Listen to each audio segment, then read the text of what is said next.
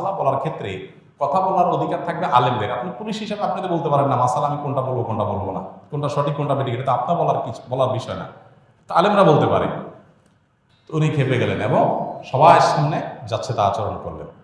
কত শত অভিজ্ঞতা আছে, এগুলো তো আমি মানে সব কিছু বলার সুযোগ পাই না, আর বিশেষ করে বলতেই তো পারি না। কারণ কোনো স্ট্যাটাস আমরা লিখেছি, সেখানে দেখা গেছে যে 5টা এজেন্সি থেকে ফোন চলে আসছে, হ্যাঁ আপনি এটা কেন লিখলেন, ওইটা কেন লিখলেন, চাপাচাপি শুরু হয়ে গেছে।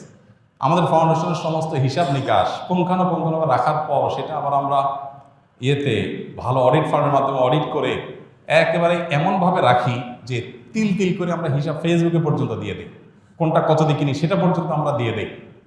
এত কিছুর পরও দেখা গেল যে আমাদেরকে বিভিন্নভাবে নাজেহাল করার চেষ্টা করা হতো কোনো কোনো লোক। আলহামদুলিল্লাহ এর মধ্যেও প্রশাসনের উপরস্থ কিছু কিছু মানুষ পরেশান করলেও নিচু পর্যায়ের বা মাঝারি বা কোনো কোনো উপরস্থ কর্মকর্তাদের সহযোগিতাও ছিল।